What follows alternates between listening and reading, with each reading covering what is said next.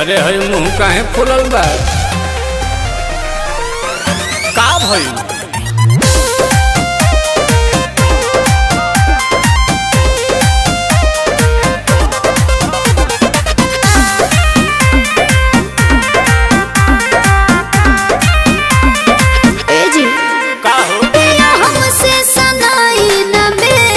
काहे ना सनाई?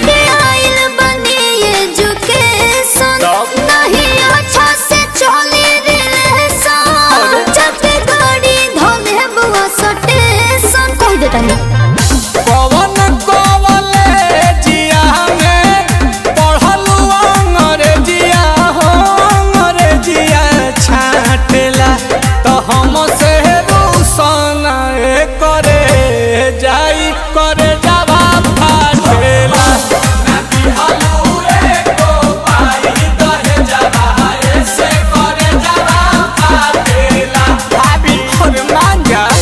तरह के तुम ना देख लो।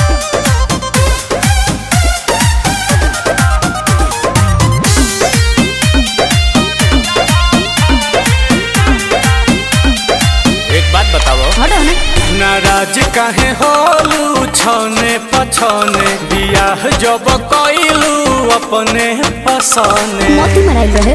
अरे जहन पहिले जे जहती तहरा घर नहीं हती आके चूल्ही पर खाना ना बनती राजा जी नहीं चौकी पर बेला नहीं लती राजा जी।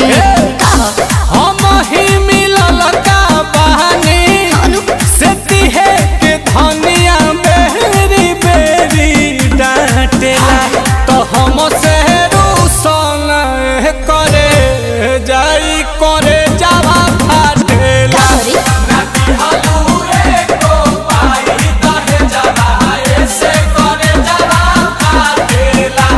दिमाग मत गरम करो बुझाई।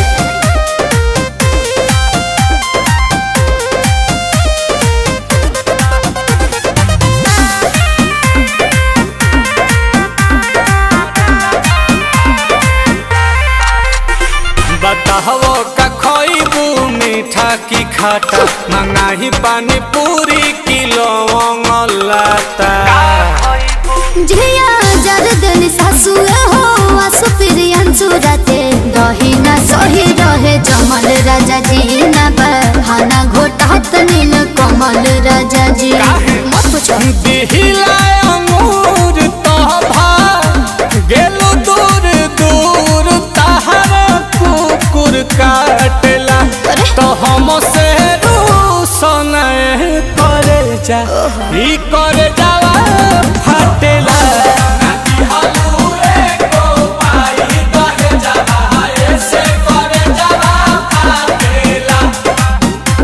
अरे शांत हो जाओ कन्या तो हम से